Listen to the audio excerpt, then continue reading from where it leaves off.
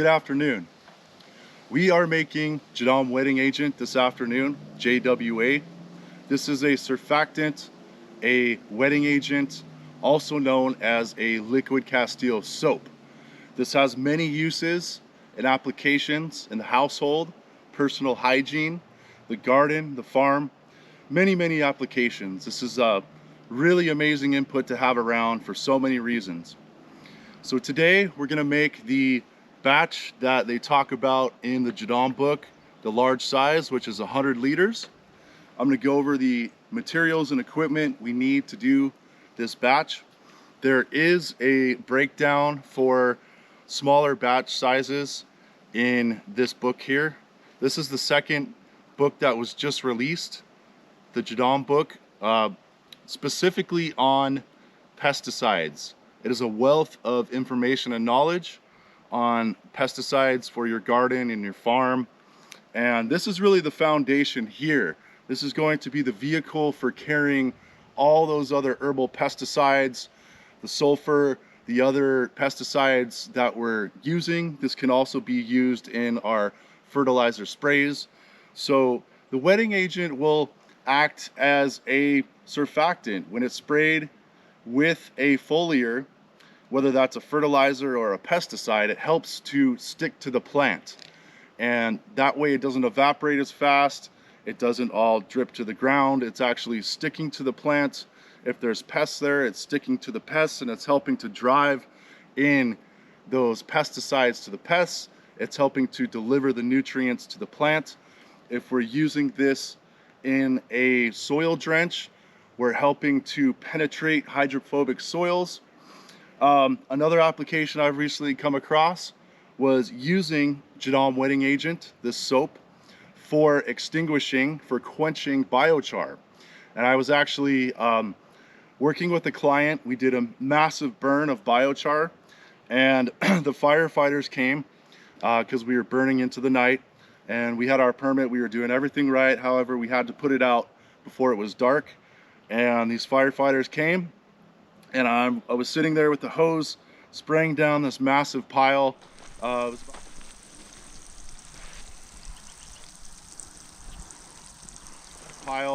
was about 5 acres of crop residue, all burned down into a big pile of biochar.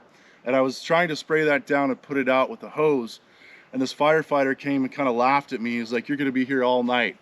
He's like, "Here's what you need." And he handed me a container full of soap. And so it clicked for me right there. So literally, this is a wetting agent. It can be used for quenching fire too. So I'm using it in my applications for quenching biochar at the end of the process. This is going to help put out that biochar as well. So many applications, and absolutely love this soap. I use it for my laundry, my household, personal hygiene, many things. So a lot of fun to make this.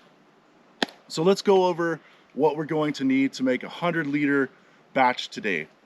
First of all, we're going to need a really clean, heat-resistant container.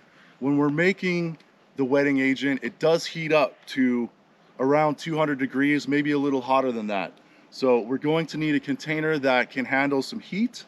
I really like to use these pickle barrels. They work really great.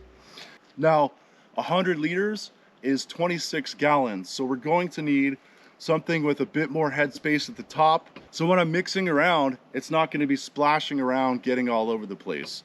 So we do need a little bit of headspace in whatever container we're using. So let's go over the materials that we're going to need to make our wetting agent. We're going to need potassium hydroxide. This is also known as caustic potash. You can find this online for sale. And this is our drying agent. We're going to need 7 pounds of that. We're going to need our oil of choice. I like to use grapeseed oil. Now you can decide for yourself what kind of oil you like to use. The original recipe that they use in Jadam is canola oil. Now the reason that I choose grapeseed oil is, number one, I've experimented with a lot of oils. And for the crops that I'm growing, I've had a really good response to the grapeseed oil. This is imported from Europe, and I know that Europe has a lot stricter regulations on pesticides that they're spraying. So even without an official stamp of approval from whatever agency here in the US, I know that Europe already has a better standard for their agriculture. They don't use as many chemical pesticides there. It's always important to keep in mind that the quality of your inputs and solutions is really only as good as the ingredients that were making those inputs and solutions. So for me, I like to go with the high standard, top quality, as little GMO, chemical laden ingredients as I can find. So that's really important for me. Now, wherever you are and whatever you have access to is what you should use. So we have our oil. We're going to need 5 gallons of oil. We're going to need 7 pounds of potassium hydroxide. We're also going to need a soft water. It's really important that we use soft water. If we use a hard water in this situation, then things can go wrong and it's not going to work for you. So just to be ensured that this goes right, I'm using distilled water because I have well water here and it's too high in minerals and too alkaline. So I'm going to use a distilled water because I know it's not full of minerals, it's not a hard water, and distilled water will work great.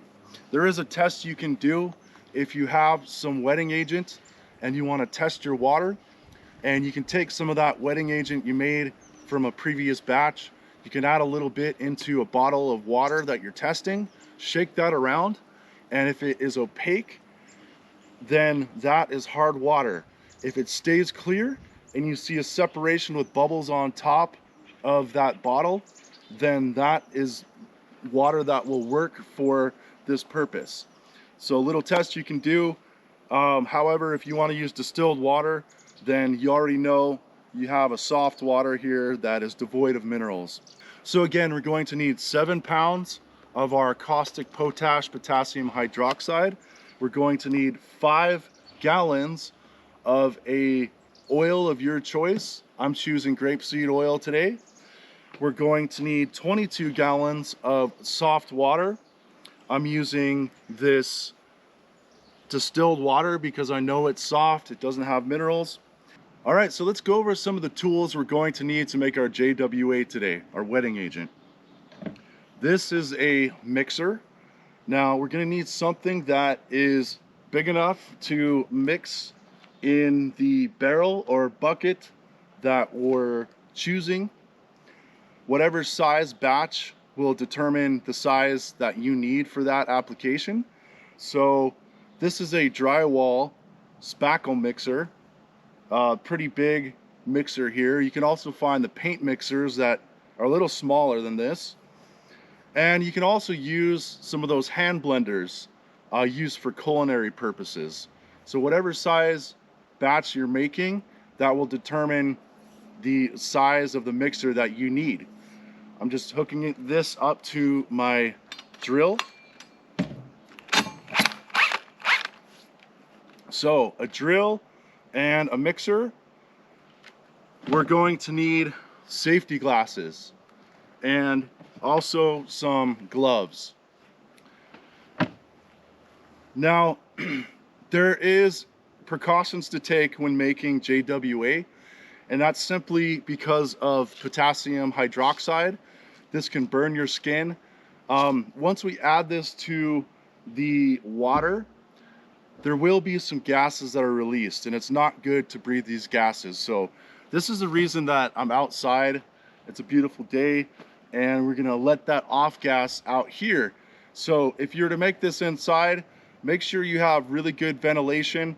There's only really one part of this process that you can burn your skin. You don't want to be splashing this around and get it in your eyes or on your skin. So really there's 2 steps to making the Jadam wetting agent, and today we're doing the first step. which is essentially adding our potassium hydroxide. We're going to melt that down in our water. So we need 0.6 gallons of water. We're going to add that to our bucket here, or in this case our barrel. This is a very clean barrel. I scrubbed it out so it's immaculate on the inside. We want to use a really clean bucket or barrel when we're making this. So we've added our 0.66 gallons of water to the barrel. That's 2.5 liters. And next we're going to add 7 pounds of our caustic potassium hydroxide to the mix. What's going to happen is that's going to melt and there's going to be a chemical reaction. It's going to start releasing gases. It's also going to start heating up. So we want to add our 7 pounds in as quickly as we can. And then what we're going to do is put the lid on this barrel and roll it around until it dissolves and mixes in. So I'm going to get suited up, get my protective gear on here. Use gloves whenever you're handling potassium hydroxide. As I mentioned, it can burn your skin. You don't want to get this in your eyes. So use some safety glasses. And make sure you don't breathe the gases coming off this either once we mix this to the water.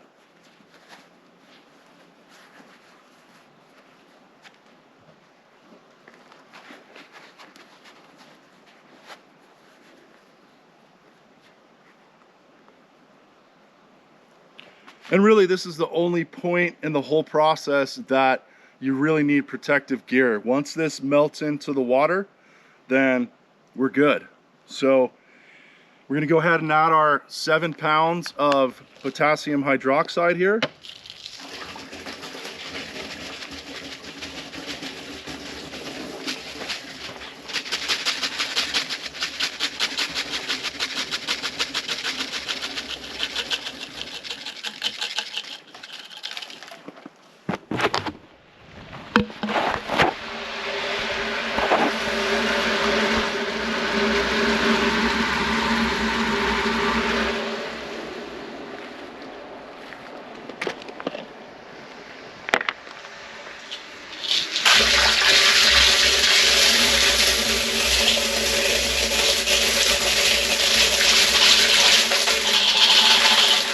So you can see this reaction to the water, the bubbling, and it releases gas. So I had one and I stepped back, I let it off gas.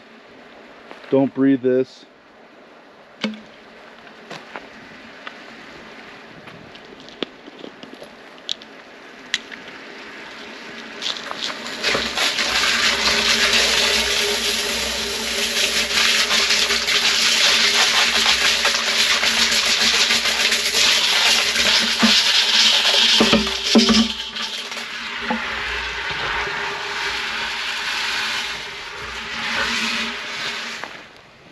Okay, 1 more pound to go.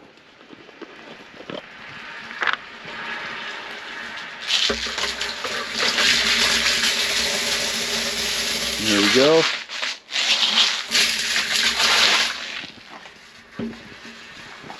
So now I'm going to take my lid.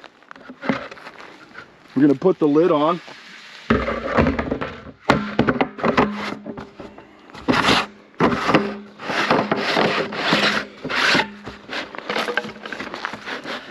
And we're going to roll our barrel around to get this to melt in.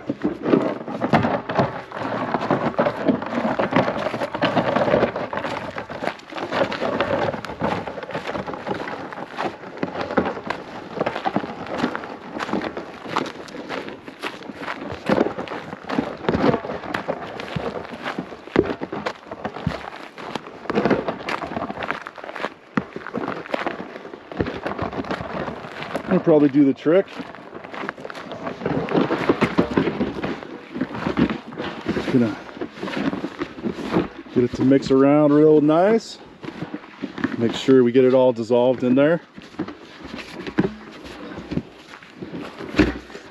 Now I'm gonna take the lid off and I'll just stand back and let it off gas for a moment.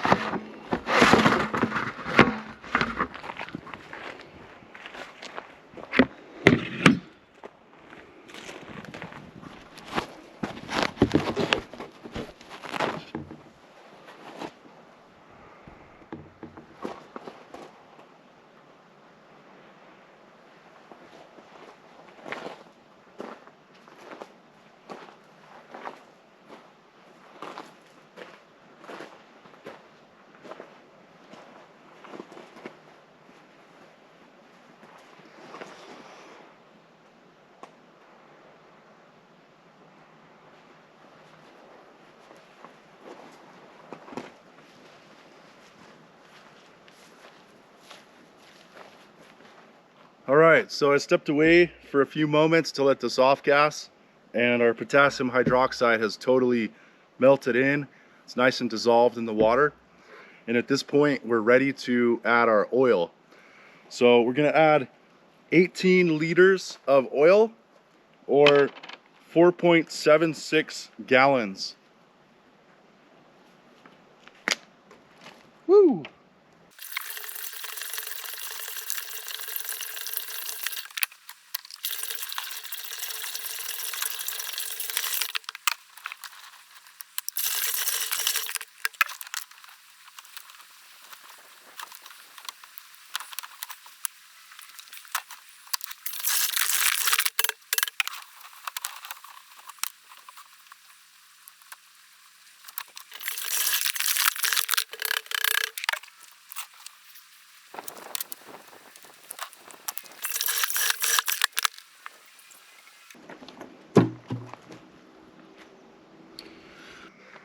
All right, so 18 liters of oil has been added to the barrel, and now we're ready to mix.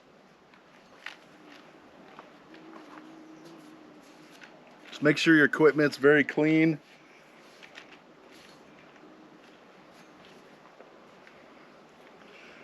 So what we're going for is a consistency of light mayonnaise here.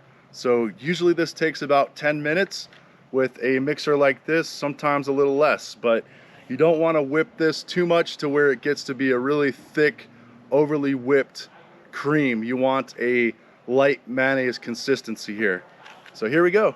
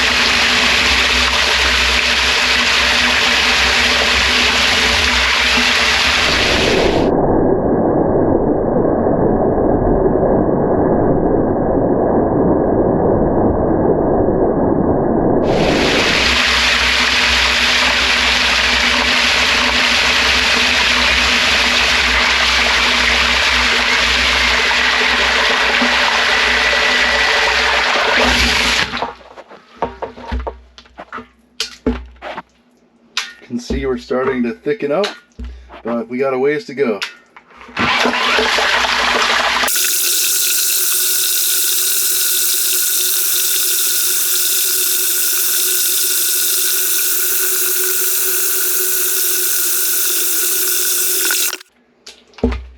Okay, so we're getting close, and that was only about 5 minutes of stirring, of mixing.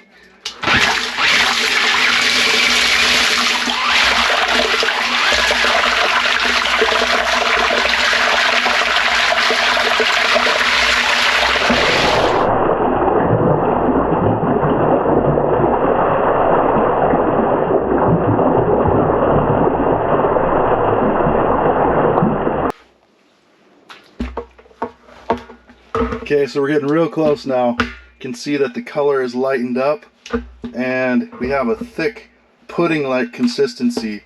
I'm gonna go just a little bit longer here.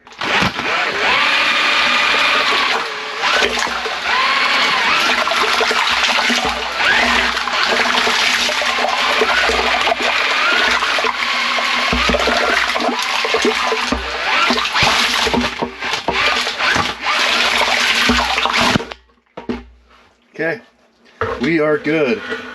If we were to go too much longer, we might get a really creamy, like whipping cream texture, and we don't want to go that far.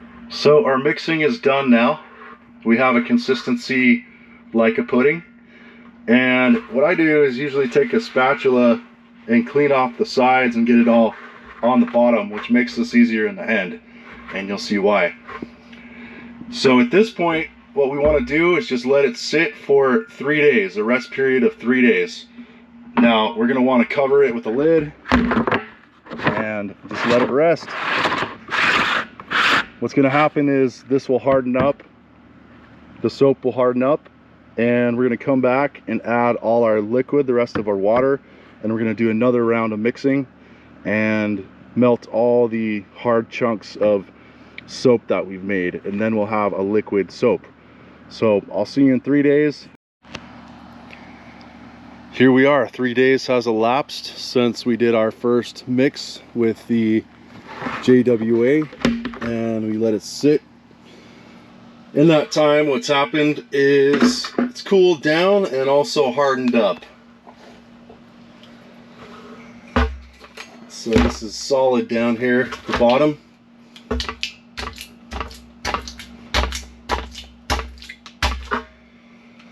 Which is what we want to see. And now we are going to add our second additional water. So at this point, what we want to do is add 5.3 gallons of water. We want to use soft water, or in this case I'm just using distilled water.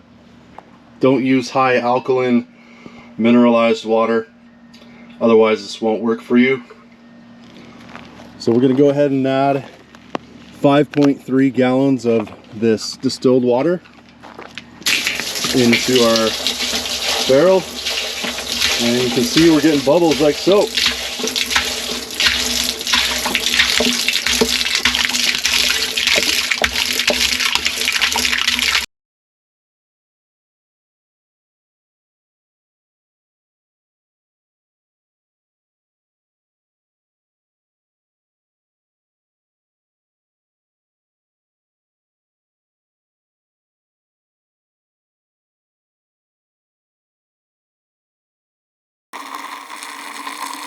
All right, so that's a total of 5.3 gallons of water added in, and we're gonna go ahead and start mixing now. We're just mainly trying to get all those chunks off the bottom.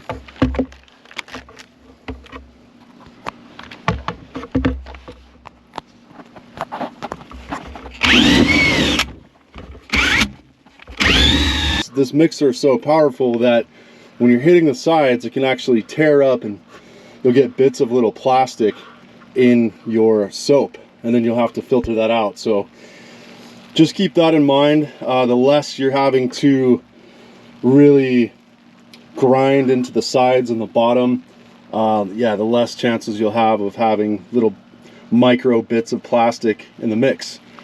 So the prime objective right now is going to be to use our mixer and scrape off the solids from the bottom so that these solids we have are completely removed from the sides and the bottom of our container.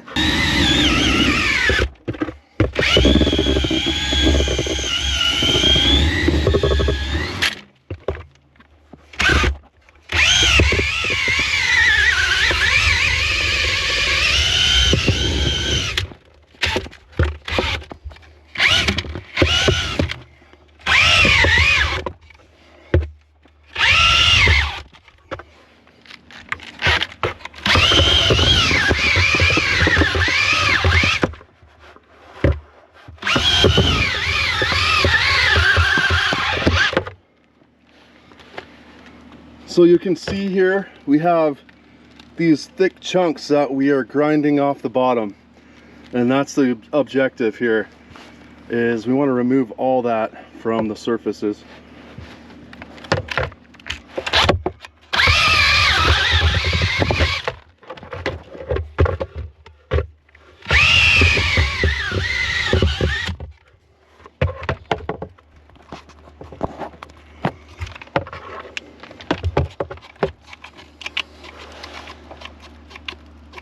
And it looks like my drill is spent. So we can see the consistency here that we have with our clumps that we've got off the bottom, along with foam.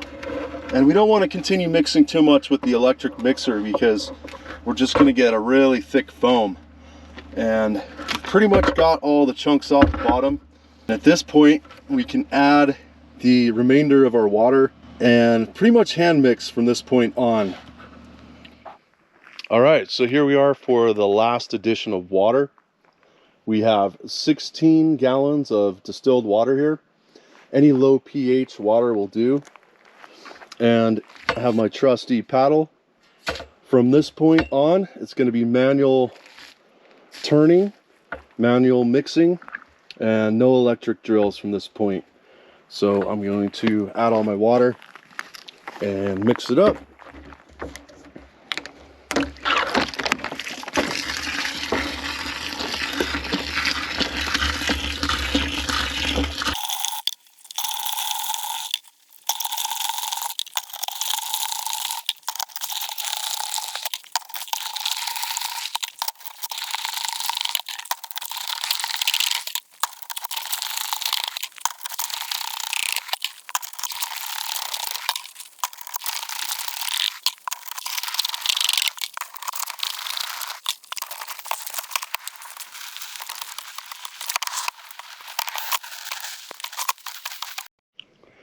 We've added our final addition of 16 gallons of distilled water.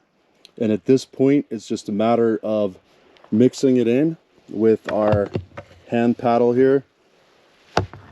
So we have all these chunks now that will need to melt down in this water. And we're just going to mix them in really well as we can. We want to make sure there's nothing on the sides or the bottom. So this was a good time to check and just kind of scrape the sides from any chunks that might be still sticking to the walls and break them free. And we just want to mix this around really thoroughly. And as these bubbles subside here, we'll be able to see our liquid soap, and there will likely be chunks of the hard soap that will take a few days to melt in, usually about 24 hours, but after a couple of days, chances are you're just going to see straight liquid Castile soap. So this is nearing the end. I'm going to put my camera down and give this a good stir, but at this point we're just going to put the lid on and check it. After it sits overnight, we'll wait till these bubbles subside so we can actually see what's going on, and we'll check back then.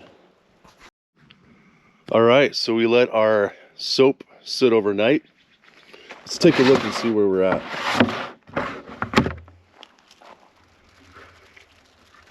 All right, so you can see a lot of the foam has subsided. We have some bubbles here. And below that, we have primarily a wetting agent. You can see our liquid soap. There are a few chunks still in here. That's totally cool, no worries. We're going to just mix it around a bit to help these melt in.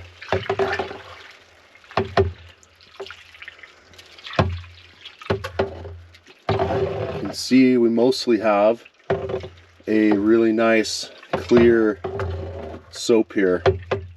Oh, we did have a casualty that fell in. I'll pull out that. There we go.